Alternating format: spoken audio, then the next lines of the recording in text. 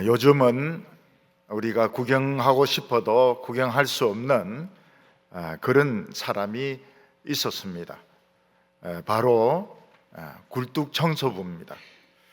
굴뚝청소부는 큰 징을 들고 그리고 등에는 솔과 철사를 뚫뚫 말아가지고 동네를 다니면서 띵 하면서 뚜르 이렇게 했습니다.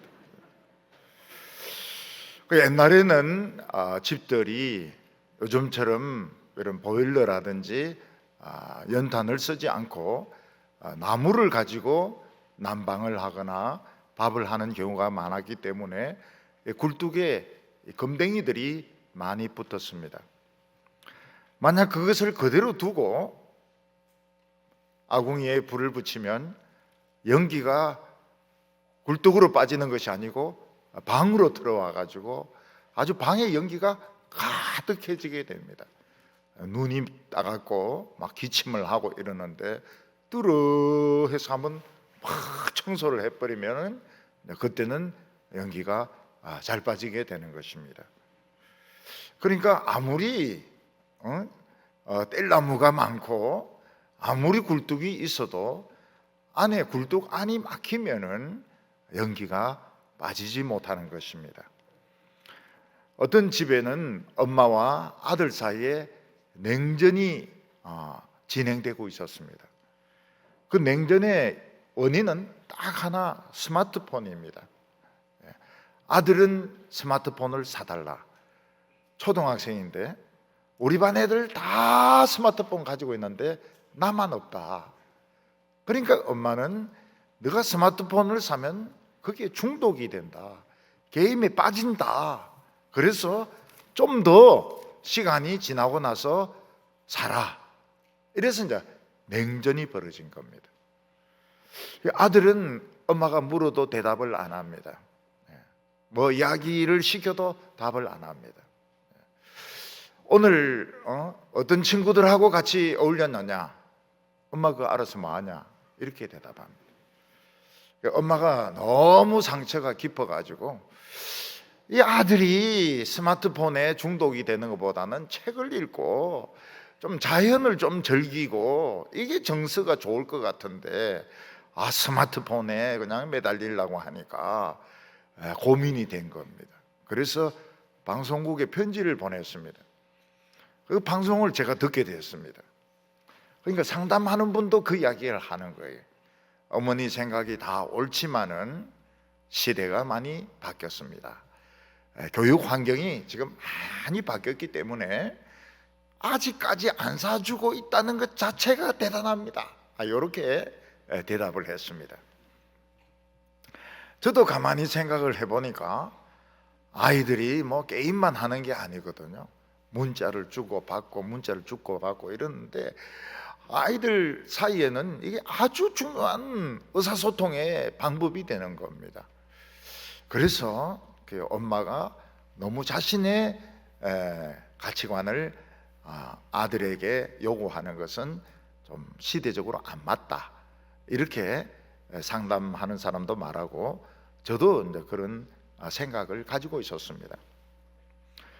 엄마가 아무리 아들을 사랑하고 엄마가 아무리 잘해주고 싶어도 스마트폰이 걸림돌이 돼가지고 대화도 안 되는 겁니다. 대화도 안 되고 아무것도 안 되는 겁니다. 스마트폰이 걸림돌이었습니다. 마찬가지로 사람이 아무리 좋은 직업을 가지고 있고 또 아무리 잘생겼다 하더라도 알코올 중독이라든지 또는 도박 중독이라든지 또는 마약 중독에 빠지면 그 사람은 결코 아름다운 삶을 살 수가 없습니다. 그 사람이 아름다운 삶을 살려면 술을 끊어야 됩니다. 도박을 끊어야 됩니다.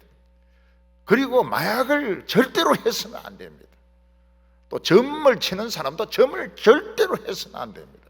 그렇지 않고서는 하나님이 아무리 우리에게 복을 보따리에 싸가지고 와가지고 부어준다 하더라도 중간에 불신의 벽, 죄의 벽, 의심의 벽에 막혀가지고 하나도 전달이 안 되는 것입니다.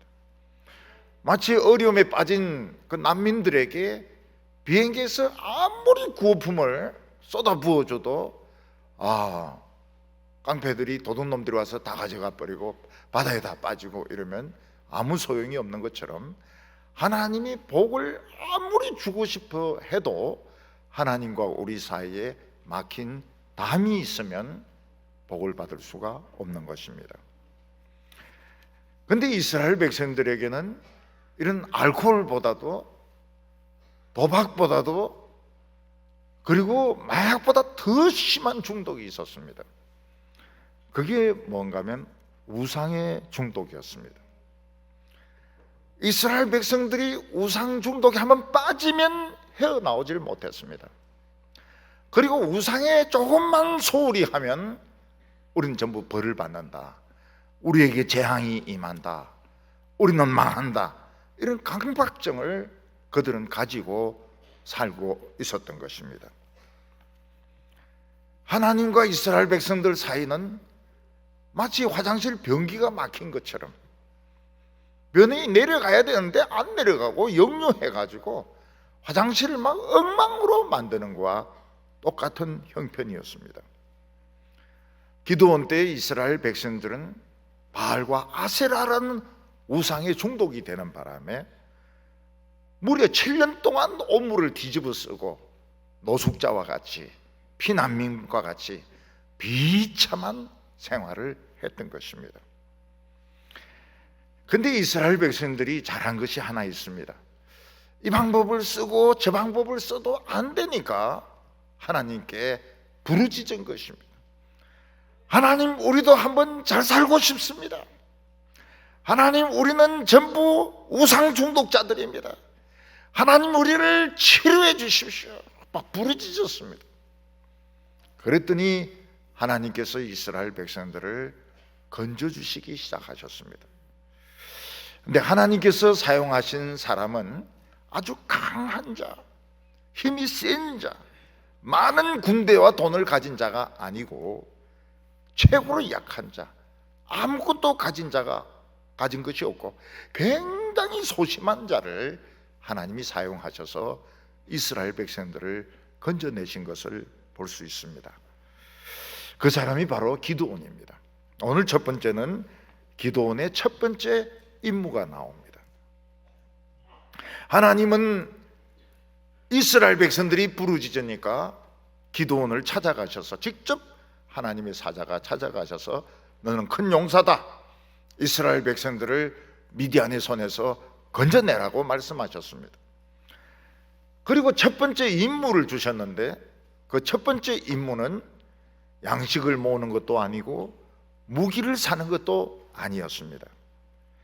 하나님이 기드온에게 첫 번째로 주신 임무는 하나님과 이스라엘 백성들을 가로막고 있는 이 우상의 중독, 바알과 아세라상을 부수는 것이었습니다. 그러나 이것은 쉬운 일이 아니었습니다. 왜냐하면 기드온의 아버지나 삼촌이나 이웃이나 온 도시 사람들이 이 우상에 중독이 되어 있기 때문에 그들은 이 바알과 아세라를 소홀히 하면 우리는 더 비참해진다, 우리에게 더 큰 재앙이 온다, 이런 강박증을 가지고 있었기 때문에 절대로 기드온을 그냥 둘 리가 없는 겁니다. 평소에도 그들이 바알과 아세라에게 제사를 지낼 때 기드온이 같이 안 하고 골방에 들어가 있으니까 저놈 때문에 우리가 복을 못 받는다, 저놈 때문에 바알과 아세라가 우리에게 진노한다, 이런 식으로 화를 내고 있었던 것입니다. 그런 형편에서 기드온이 바알과 아세라 우상을 부숴버리면 동네 사람들, 친척들 미쳐버립니다. 아마 기드온을 실제로 죽이려고도 했습니다. 죽일 겁니다. 다 미쳐버릴 겁니다. 어떤 분은 미국에 가는 비행기를 타고 가는데 옆에 아가씨가 미국으로 유학을 가는 겁니다. 박사과정에. 근데 뭐 옷 안에 부시럭거리는데 보니까 막 부적이 잔뜩 들었어요. 아니 박사 공부하러 가는 사람이 무슨 부적이 많냐? 이거 아무것도 아니야. 가방 안에 많다는 거예요. 그래, 왜 그래 부적을 많이 가지고 다니냐니까, 이걸 해야 논문을 잘 쓰고, 이걸 해야 재앙이 안 오고, 이걸 해야 좋은 대학에 교수로 갈 수 있다고. 아, 그렇게 엄마가 이야기해가지고 지금 막 부적을 지금 잔뜩 가지고 간다는 겁니다. 미국에 박사학위를 받으러 가는 사람은 참 최신의 학문을 배우러 가는 사람인데, 그 가지고 있는 사고방식은 100년, 200년 전에 공부 하나도 안 한 사람하고 똑같은 거예요. 그 박사 왜 받는지 모르겠어요. 웃기는 것은 우리나라 축구 선수들이 월드컵 경기에 나가지 않습니까? 나가기 전에 뭐 합니까? 체육 관계자들, 선수들 다 모여가지고 돼지머리 앞에 놓고 절을 합니다. 돼지가 난 축구 잘한다는 소리 못 들었는데 돼지에게 절을 하고, 절하고 끝나는 게 아닙니다. 입에 10,000원짜리를 줍니다. 돼지가 10,000원짜리 물고 있어요. 더 웃기는 것이 외국인 감독이나 코치도 절을 합니다. 외국인들이. 그리고 10,000원짜리를 찔러줍니다.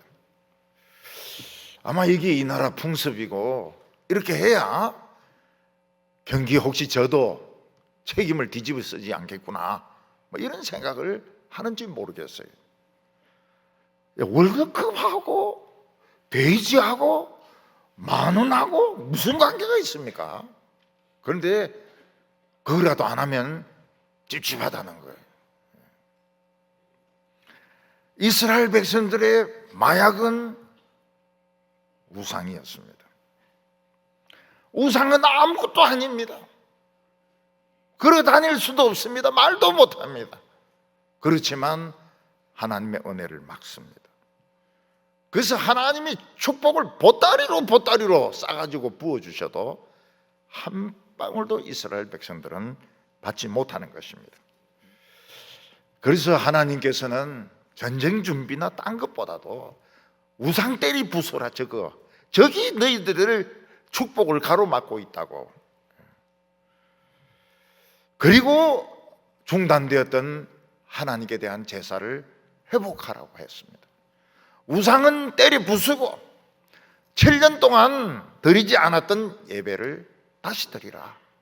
아버지의 소를 잡아가지고 산꼭대기에서 하나님께 번제를 드리라고 말씀을 하셨습니다. 그런데 이 기도는 굉장히 소심한 사람이거든요.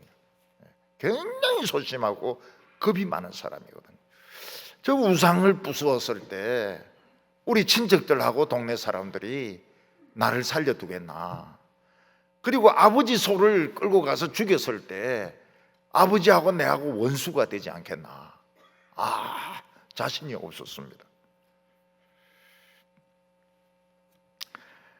우리가 여기서 이해가 되지 않는 것이 뭔가 하면, 기도는 제사장이 아닙니다.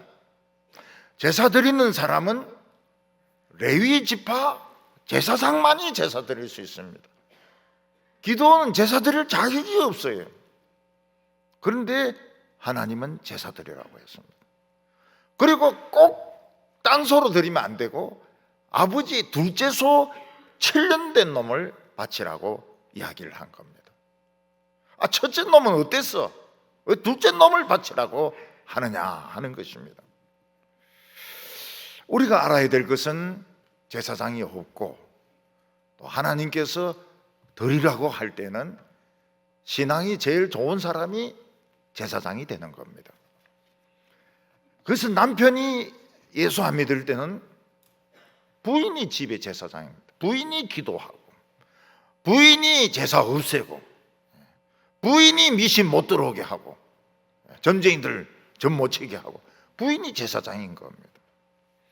부모가 다 안 믿을 때는 자녀들이 제사장입니다. 자녀들이 기도합니다. 하나님은 그 기도를 들어주세요. 형들도 안 믿을 때는 유치부 학생이 제사장입니다. 유치부 학생이 어린이가 기도하면 하나님 들어주십니다. 옛날 영국에 하월 해리스라고 하는 훌륭한 크리스찬이 있었습니다. 이 사람은 성공의 목사가 아니기 때문에 설교할 권한이 없었습니다. 설교하면 당당 잡아갑니다. 그런데 이 사람은 너무너무 설교하고 싶은데 어떻게 합니까? 병원에 가서 환자들에게 경건서적을 읽어주었습니다. 읽어주는데 막 성령이 임하고 은혜를 받고 막 사람들이 울고 막 모여들기 시작하는 것입니다. 하월 해리스는 나중에 수천 명 앞에서 이 책을 읽어주고 그리고 설교까지 하게 됩니다. 그때는 못 잡아가죠. 너무 사람들이 많으니까요. 그는 제사장이었던 겁니다. 하월 해리스는 영국 웨일즈의 제사장이었던 것입니다. 그 영향력이 조지 휘필드에게 가게 되고 조지 휘필드의 영향력이 존 웨슬리에게 가게 되는 겁니다. 그 사람이 시초입니다. 왜 아버지의 둘째 수소를 드리라고 했는가? 우리가 알 수 있는 것은 아버지에게 소가 2마리 이상은 있었다는 겁니다. 2마리 이상은 있었어요. 근데 첫째 소가 어땠는지 둘째 소가 어땠는지 우리는 도저히 알 수가 없습니다. 우리는 소를 이야기할 때 첫째 소, 둘째 소 이래 이야기하지 않습니다. 우리는 누룽이, 금둥이 이런 식으로 이야기하지 몇 년 됐습니까? 5년 됐습니다 이러지 우리는 뭐 첫째 소, 둘째 소 이런 게 없어요. 근데 이스라엘은 이제 멍에를 매는데 2마리가 멍에를 매거든요. 그러니까 첫째 소, 둘째 소 이러면서 아마 첫째 소가 리더십을 가지고 먼저 이렇게 끌고 가는지도 모르겠습니다. 자세한 내용은 알 수가 없어요. 좌우간 하나님께서는 하나님께 바칠 소를 지정을 해 주셨습니다. 기도는 아무리 생각해도 자신이 없었습니다. 그래서 고민하다가 하나님의 명령이고 자신의 임무니까 한밤중에 보는 사람도 없고 돌아다니는 사람도 없을 때 한밤중에 종 10명을 데리고 가가지고 바알상 부숴버리고 아세라상 부숴버리고 그리고 산꼭대기 올라가가지고 아버지의 그 소, 둘째 소 그거 죽여가지고 번제로 바쳤던 것입니다. 하나님께서 기드온에게 요구하신 것이 무엇입니까? 하나님과 우리 사이를 가로막고 있는 그 장애물을 제거해라는 것입니다. 어떤 사람은 우상일 수도 있습니다. 어떤 사람은 음란일 수도 있습니다. 점치는 것일 수도 있습니다. 술일 수도 있습니다. 도박일 수도 있습니다. 친구일 수도 있습니다. 그걸 부수어라 말이에요. 그리고 중단되었던 예배를 회복해라. 코로나로 중단되었던 예배를 회복해라. 찬송을 회복해라. 성경 읽기를 회복해라. 기도를 회복해라. 회복해야 내가 북한의 핵무기, 북한의 미사일 다 없애겠다. 그거하고 똑같은 것입니다. 그래서 막 북한의 핵무기를 없애게 해주시고 미사일을 없애게 해주시고 이렇게 하기 전에 하나님과 나 사이에 걸림돌이 되는 것들 그거부터 없애란 말입니다. 그거부터 없애고 방해되는 것은 없애고 중단되었던 것은 회복하고 기도 회복하고 예배 회복하고 찬송 회복하고 권찰에 회복하고 아직 회복이 다 안 됐어요. 금요일 기도회 같은 데 보면 한 900명 정도 나와야 되는데 아직까지는 한 500-600명 정도밖에 안 됩니다. 낮에는 이제 조금씩 회복되지만 오후 예배는 그냥 자유를 얻어버렸어요. 오후 예배는 뭐 인터넷이고 나발이고 없습니다. 그냥 뭐 어딜 가는지도 몰라요. 자기도 몰라요. 그냥 팔공산에 가는지 뭐 어디 운문댐에 가는지 아무도 몰라요. 근데 그러면 안 된다는 거예요. 회복해라. 회복할 건 회복하고 부술 건 부수고 조질 건 조지고 그렇게 해야 하나님이 뭐 핵무기라든지 미사일이라든지 코로나라든지 전쟁의 위험이라든지 경제적인 어려움 같은 거 다 해결해 주지, 그게 막고 있으면 복을 주고 싶어도 못 준다고 말씀하셨습니다. 기도는 소심한 사람입니다. 겁이 많은 사람입니다. 뭐 용감하게 뭘 하질 못해요. 그렇지만은 밤에 종 10명 데리고 가서 부숴버렸습니다. 그리고 소를 죽여가지고 중단되었던 7년 동안 한 번도 드린 적이 없었던 하나님께 예배를, 제사를 드렸습니다. 부술 건 부수고 회복시킬 것은 회복시키고. 근데 그게 시작이었습니다. 하나님의 구원의 시작이었습니다. 두 번째는 기도원의 이 행동에 대한 반응이 굉장히 다양하게 나타나는 것을 볼 수 있습니다. 기도원이 밤중에 가서 바알상과 아세라상을 부수고 아버지 소를 죽여가지고 번제를 드린 것은 뭐 말할 수 없는 파문을 일으켰습니다. 종교개혁이 일어나기 전에 마틴 루터는 비텐베르그 성당 문에다가 99개의 질문을 못질해서 붙입니다. 근데 그때 마침 이 구텐베르그 인쇄술이 발달해가지고 그거를 인쇄해가지고 막 쫙 다 돌려버립니다. 마틴 루터는 종교개혁을 생각한 게 아닙니다. 이걸 가지고 한번 토론해보자, 그런 뜻인데 독일 사람들은 그게 아닌 거예요. 독일 사람들은 교황에게 헌금 내는 것이 굉장히 아까운 거예요. 그래서 막 쫙 퍼지면서 종교개혁이 결국은 일어나게 됩니다. 그들은 뭐라고 이야기했는가 하면 면죄부를 팔면서 면죄부를 사기 위해서 돈을 헌금함에 철렁 넣으면 연옥에서 고생하는 엄마와 아버지가 천국으로 확 올라간다고. 그러니까 이제 그런 것을 마틴 루터는 제일 싫어했던 것입니다. 저는 얼마 전에 단테의 신곡을 읽으면서 이 바른 신학이 얼마나 중요한지 알게 되었습니다. 단테의 신곡은 성경적이지 않습니다. 가톨릭 내용에다가 그리스 신화를 그냥 버물린 겁니다. 버물린 거. 이 결코 성경적이지가 않아요.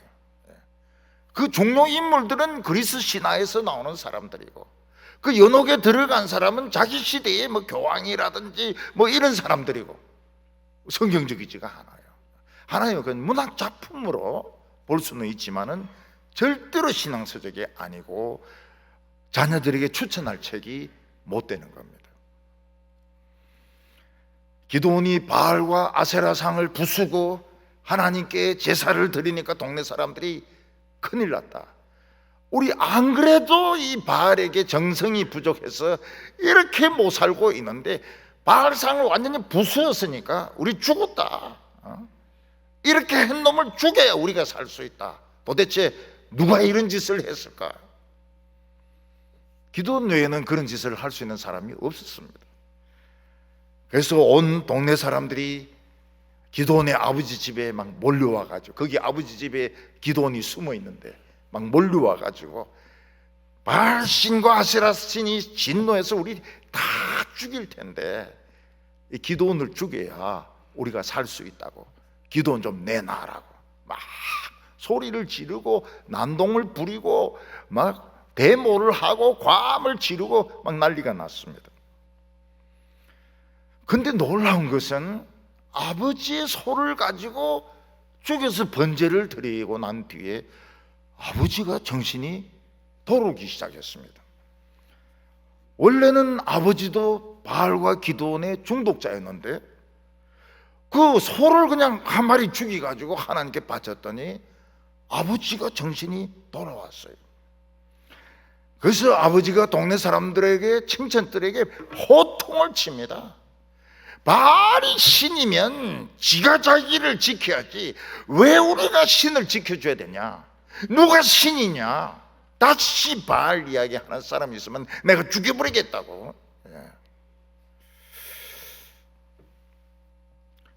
한 사람이 바른 소리 하니까 아무도 찍소리를 못하는 거예요. 참 그럴 때가 많습니다. 사람들이 막 그 분위기에 휩쓸려 가지고 막 소동 지르고 이러는데 한 사람이 딱 바른 이야기 해버리면 그냥 조용해질 때가 많아요. 그러니까 기도는 아버지가 정신이 돌아온 겁니다. 이것이 첫 번째 표징입니다. 아버지가 막 기도원을 죽이려고 하고 쫓아내고 막 이럴 줄 알았는데 아버지가 기도원을 막아주는 것입니다. 참 놀라운 일이죠. 가끔 교회 청년들이 결혼하려고 부모님을, 안 믿는 부모님을 찾아가면 반대할 때가 많습니다. 뭐 점을 치니까 안 좋다 하더라, 사주가 안 맞는다 하더라, 그 사람은 안 된다, 뭐 이렇게 하면서 허락을 안 할 때가 많습니다. 그러면 청년들이 막 열심히 기도를 합니다. 열심히 기도하면 어느 날 갑자기 어머니 아버지가 변해요. 맞아, 결혼은 그런 미신에 따라서 하면 안 되지. 응? 사랑하는 사람하고 해야지, 해라. 이럴 때가 있습니다. 아버지가 그럴 때가 있고 어머니가 그럴 때가 있고, 아버지가 그럴 때 엄마가 막 쫑쫑 시끄럽소요 당신 이러면서 결혼이라고 하는 것은 뭐 그런 거 가지고 따져가지고 하는 거 아니라고 이러면서 허락을 할 때가 있습니다. 이게 하나님이 도와주시는 첫 번째 정표죠. 잘 살 겁니다. 굉장히 잘 살 겁니다. 아주 잘 살 거예요. 어떤 주례는 주례사가 생각이 안 나는 거예요. 그러니까 주례를 너희들 잘 살아라, 그게 주례입니다. 너희들 잘 살아라 해가 잘 삽니까? 잘 삽니까? 하나님의 축복이 와야 잘 살지요.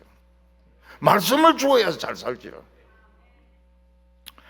제 아버님은 기독교를 싫어하셔서 한평생 교회 근처를 안 가신 분입니다. 제가 유년부 다닐 때 전도사 한 명이 뭣도 모르고 신방 왔다가 죽을 뻔했습니다. 맞아, 죽을 뻔했어요. 얼마나 그냥 무서웠는지. 그 제가 이제 결혼한다고, 믿는 처녀하고 결혼한다고 아버지인데 가니까 하나님이 아버지를 변화시켜 놓으셨어요. 좋다는 거예요. 해라고 하는 거예요. 제가 결혼식을 교회에서 하는데요, 해라는 거예요. 좋다는 거예요. 오케이라는 거예요. 너무 순순하게. 우리 아버지 아닌가 싶을 정도로, 딴 아버지 같을 정도로 해라는 거예요. 제가 결혼식 하는 날 놀라운 일이 일어났습니다. 우리 아버지만이 아니고 우리 친척들 중에서 교회 문턱을 넘어가 본 사람이 한 명도 없었습니다. 근데 제 결혼식 하는 바람에 그 사람들이 난생 처음으로 교회라는 데를 들어와 본 거예요. 그 기도하는 것을 누가 사진으로 찍어 놨습니다. 보니까 신부 측은 다 눈 감고 기도해요. 신랑 측은 전부 다 눈 뜨고 있습니다. 그 왜 그렇습니까? 기도 안 해봤거든요. 기도를 안 해봤거든요. 근데 그 놀라운 일이 일어나게 되었습니다. 저는 그래서 결혼식 하는 장소도 중요하다고 생각합니다. 놀라운 일이 뭡니까? 그 제사 지내고 그 제사의 프라이드를 가지고 있던 우리 그 친척 중에서 예수 믿는 사람들이 생기기 시작했어요. 우리 집의 큰형님은 서울공대 제 7년 선배입니다. 그럼 하루 종일 제 설교만 들어요. 그리고 딴 설교 안 들어요. 왜 그러냐 이러니까 수준이 떨어진다는 거예요. 그리고 성경만 보고.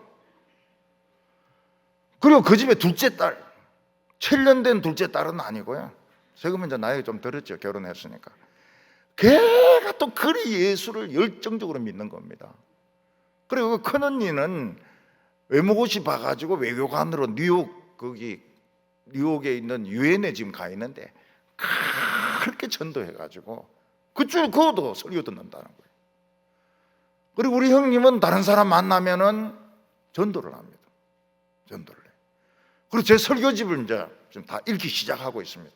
전에도 다 읽었지만은 이제는 진짜 본격적으로 지금 읽기 시작하고 있습니다. 기도원의 아버지 한 사람이 정신을 차리니까 동네 사람들이, 그 강박증에 사로잡혔던 사람들이 아무 소리 못하는 겁니다. 이스라엘 사람들은 지금까지 자기들 속박하고 있었던 것이 헛된 미신일지도 모르겠다, 이런 생각을 하면서 돌아가기 시작한 것입니다. 그런데 이스라엘 백성들 속에도 반응이 일어났습니다. 기드온이 바알상하고 아세라상을 부수는데도 불구하고 안 죽었다더라. 그러니까 바알상하고 아세라상은 부숴도 되는구나. 그래서 이스라엘 안에서는 이 바알상 파괴 운동, 아세라상 파괴 운동이 막 일어나기 시작했습니다. 덜불같이 막 퍼지기 시작했어요. 그리고 사람들은 기드온을 여룹바알이라고 부르기 시작했습니다. 여룹이란 말은 히브리 말 야르에서 나오는데 싸운다는 뜻입니다. 기드온은 바알과 싸우는 용사다. 기드온이 있는 이상은 바알은 우리를 건드리지 못한다. 그러면서 이스라엘 백성들 7년 동안 길고 길었던 겨울이 끝나고 봄이 오려고 하고 있는 겁니다. 지금 그들이 이제 정신을 차리려고 하고 있고 눈을 뜨려고 하고 있는 것입니다. 그걸 싫어하는 게 있습니다. 누굽니까? 마귀입니다. 마귀는 하나님의 백성들이 교회를 오거나 또 막 부흥이 일어나거나 열심히 내는 것을 시기해서 견디지를 못합니다. 어떤 새로 믿는 교인이 막 열심히 교회에 오면 어떤 일이 일어납니까? 교회에 오려고 하면 애가 아프고, 교회에 오려고 하면 생전 안 오던 고모가 오고, 교회에 오려고 하면 자동차 타이어 빵꾸가 나고, 그래서 못 오는 거예요. 그래서 못 오다 보면 1년이 지나가 버려요. 그래서 어떤 교인은 연락도 없고 막 교회 뛰어옵니다. 그 목사님인데 기도해달라 그래요. 딱 기도하면 열 딱 떨어집니다. 희한하죠? 딱 떨어져요. 그리고 고모인데 뭐라고 해야 됩니까? 알아서 챙겨 먹으라고. 타이어 빵꾸 난 건 어떻게 합니까? 바꾸고 오면 되죠. 안 그러면 택시 타고. 택시는 그런 데 타라고 있는 거 아닙니까? 택시 타고 오면 되는 거예요. 무조건 와버려야 돼요. 마귀는 이스라엘 백성들이 정신을 차리기 시작하니까 다 죽이려고 미디안 족속들 13만 5천 명을 총동질 해가지고 요단강을 건너왔던 것입니다. 이스라엘 백성들 중에서 후회하는 사람들이 있습니다.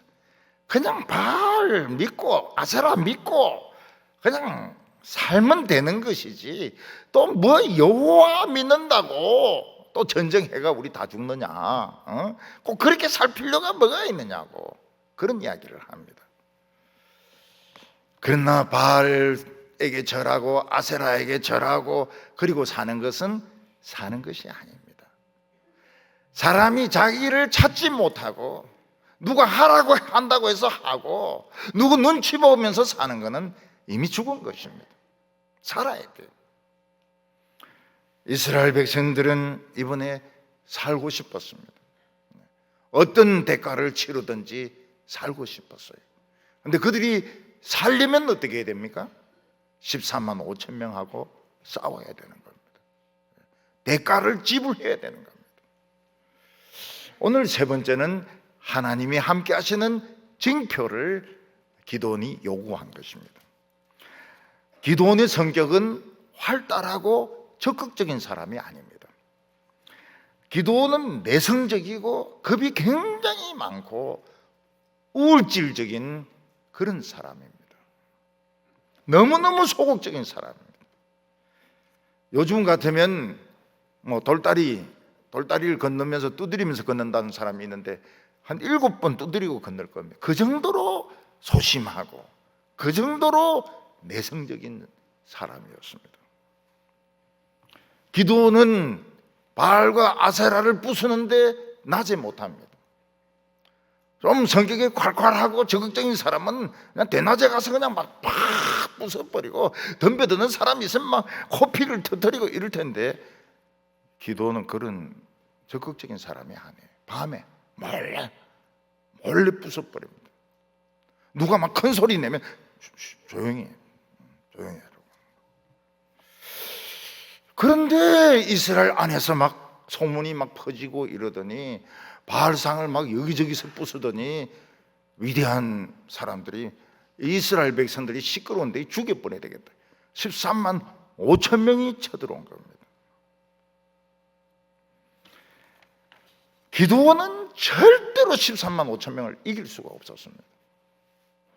기드온은 일단 나팔을 붑니다. 그러니까 같은 므낫세 족속에서도 싸우려고 오고 우직한 스불론과 납달리 사람들도 싸우려고 옵니다.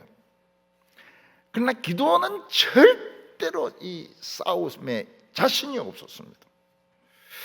어디론가 도망을 가든지 죽어버리든지 숨어버리든지 해야 되는데 또 책임자가 그럴 수도 없지 않습니까? 그래서 기드온은 전쟁 준비는 안 하고 타작마당에서 하나님하고 막 매어 달렸습니다. 하나님 함께 하실 겁니까? 안 할 겁니까? 절 죽일 겁니까? 살릴 겁니까? 그때 보니까 자기 손에 양털 뭉치가 있는 겁니다.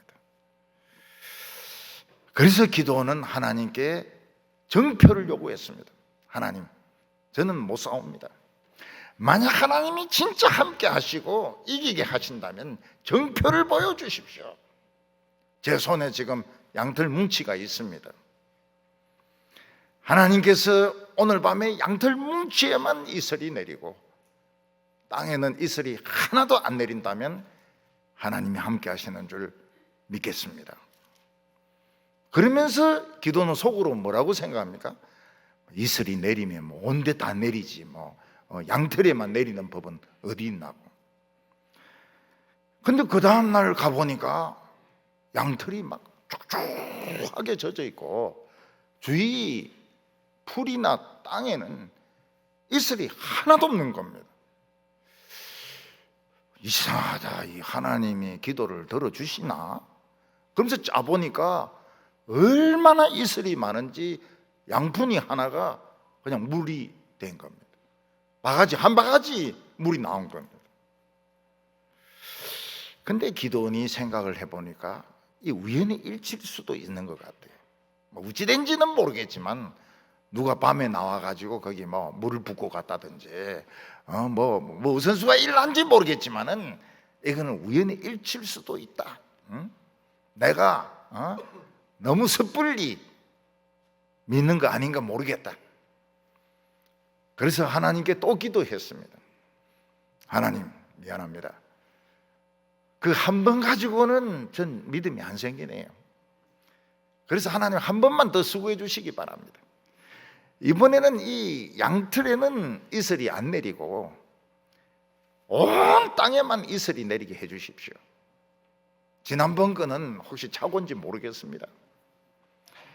그리고 그 다음날 나가보니까 진짜 온 땅에는 이슬이 축축할 정도로 젖어 있는데 양털은 뽀송뽀송한 거예요. 하나님이 기드온의 기도를 듣고 계신 거예요. 부인할 수가 없어요. 두 번이나 그런 일이 일어났으니까요. 기드온은 왜 째째하게 양털 가지고 하나님에게 정표를 요구합니까? 응? 여호수아와 같이 태양이 머물든지 아니면 뭐 해가 뒤로 가든지 아니면 산이 하나 없어지든지 이런 정표를 요구하지 않고 왜 째째하게 양털 가지고 정표를 요구합니까? 그 이유가 있습니다. 이 양털이 기드온의 손수건이었던 것 같아요. 땀나면 양털 가지고 이제 닦았던 것 같습니다. 기도는 13만 5천 명이 몰려오니까 겁이 나가지고 눈에 아무것도 안 보이는 겁니다. 귀에도 아무 소리가 안 들려요. 감각이 없습니다. 아무 감각이 없어요. 자폐증 환자같이 아무것도 눈에 보이지도 않고 귀에 들리지도 않고 말도 안 나오고. 기도원의 감각이 살아있는 곳은 손바닥밖에 없습니다. 그래서 손바닥으로 하나님을 느끼게 해달라는 겁니다. 기도원은 자폐증 환자나 마찬가지였습니다. 옛날에 저희 교회에서 어린 아기가 심장수술을 했습니다. 3번 심장수술을 했습니다. 그리고 나서는 엄마 등을 안 떨어져요. 3번 수술하고 나서는 이 세상에 믿을 놈 한 놈도 없구나 이렇게 생각해가지고 엄마 등을 안 떨어져요. 그리고 얘가 잘라고 하면 손수건이 필요합니다. 그 지가 가지고 있는 손수건이 있어요. 그거를 항상 그거 없으면 난리가 납니다. 울고 불고 난리가 납니다. 그 애는 아무도 못 믿어요. 3번 수술하고 나니까 의사도 못 믿겠고 아무도 못 믿겠고 손수건밖에 못 믿겠다. 그래서 그 손수건을 죽자 사자 가지고 있더라고요.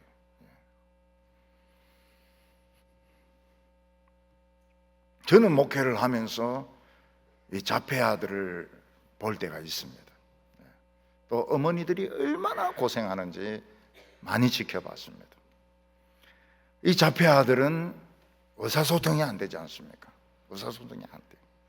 어떤 때는 눈앞에 시커먼 구멍만 보일 때가 있습니다. 막 소리를 지릅니다. 예배 시간에도 소리 지르고 집에서도 소리가 지르고 좀 건너면 막 칼 들고 설치기도 하고 옆에서 엄마다 엄마다 이래도 안 들리는 거예요. 안 들려요. 막 소리 지르고 어떤 때는 뭐 옥상에 올라가 가지고 아슬아슬한 거기를 걸어 다니기도 하고요. 저도 목회를 하다 보면은 자폐증에 빠질 때가 많습니다. 눈앞은 캄캄하고 옆에서 아무런 이야기도 안 들려요. 아무 무슨 소리도 안 들립니다.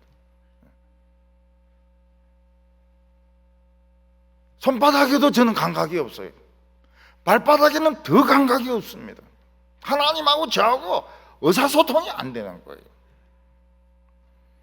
근데 설교 준비할 때 보면 옆에서 하나님 소리가 들립니다. 내가 네 옆에 있다. 내가 네 옆에 있다. 의사소통이 돼요. 그때 마음이 풀립니다. 그래서 저는 목사지만 옛날에는 자폐하였고 지금은 뭡니까? 자폐 할배입니다. 그 설교 시간에는 멀쩡해요. 왜냐하면 성령이 임하시니까요. 설교 시간에는 환자가 아닙니다. 멀쩡해요. 설교 마치면 자폐 할배 방구석 처박혀 가지고 안 나옵니다. 아무도 안 만나려고 그래요. 아무도 안 만나려고 그러고 아무데도 안 가려고 그러고. 헬렌 켈러는 듣지도 못하고 보지도 못하고 말도 못하는 삼중고로 고생을 했습니다. 근데 헬렌 켈러의 감각이 있는 곳은 손바닥 아닙니까? 그래서 선생님은 손에다가 물을 자꾸 부으면서 워터 자꾸 써줍니다. 그 얘하고 의사소통이 되는 거예요. 아, 이게 시원한 이게 이거구나. 그리고 햇빛 쬐이는데 손바닥을 이렇게 내놓고 선 자꾸 써줍니다. 그 애가 요 따뜻한 요거는 해구나. 그러면서 이제 의사소통이 되기 시작하는 것입니다. 역사책을 보니까 헬렌 켈러가 대구에 와서 SM 여학교에서 강의를 했다는 겁니다. 누가 옆에서 대신 했겠죠. SM 어디입니까? 신명여고 아닙니까? 하도 신명이 나가지고요. 학교 이름이 막 신명이 돼버렸어요. 그래서 예수 믿는 졸업생들이 SM에 겸손하게, 우리 신명나가 우리가 뭐 무당이냐? 어? 신명나고로 지금 SM 이러는데 헬렌 켈러가 SM에 와가지고 강의를 한 적이 있습니다. 우리는 이 세상에서 강한 자가 아닙니다. 집안에 어려움이 닥치거나 자기 자신에게 병이 생기거나 이러면 눈앞이 캄캄해집니다. 하나님이 느껴지지가 않아요. 하나님이 뭐라고 말씀하셔도 들리지가 않습니다. 캄캄합니다. 그때 하나님은 우리와 소통이 되는 부분을 찾습니다. 그게 손바닥이든지 귓구멍이든지 어디든지 찾아가지고 하나님이 만져주십니다. 두려워하지 말라, 내가 같이 있다고. 그러면 우리의 가슴이, 얼었던 가슴이 녹아지면서 자신감이 생기게 됩니다. 우리 성도님들, 두려움이 하나님과 우리 사이를 가로막고 있습니다. 미래에 대한 걱정이 가로막고 있습니다. 자녀들의 문제가 가로막고 있습니다. 이거 그냥 부숴버렸어요. 자녀들도 자기 인생을 살아야 될 거 아닙니까? 자녀들도 고생해봐야지요. 엄마가 어떻게 딸을 대신해서 애를 낳으며 아들을 대신해서 어떻게 신병훈련소를 갔다 옵니까? 저것도 고생해봐야죠. 저것도 반지하에서 살아봐야죠. 안 됩니까?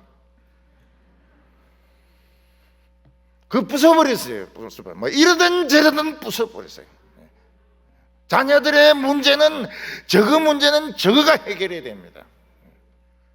세상에 이렇게 독한 부모가 어디 있나? 있다. 동부교회는 다 그렇다. 네 애 낳아도 안 봐준다. 동부교회는 다 그렇다, 전통이.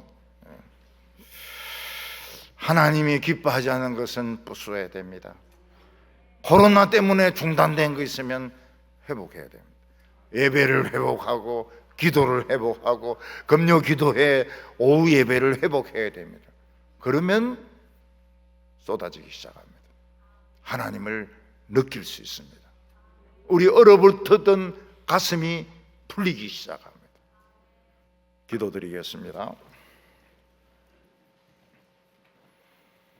하나님 아버지, 저희들은 너무나도 겁이 많습니다. 저희들은 너무나도 소극적입니다. 우리는 이 세상과 싸울 자신이 없습니다.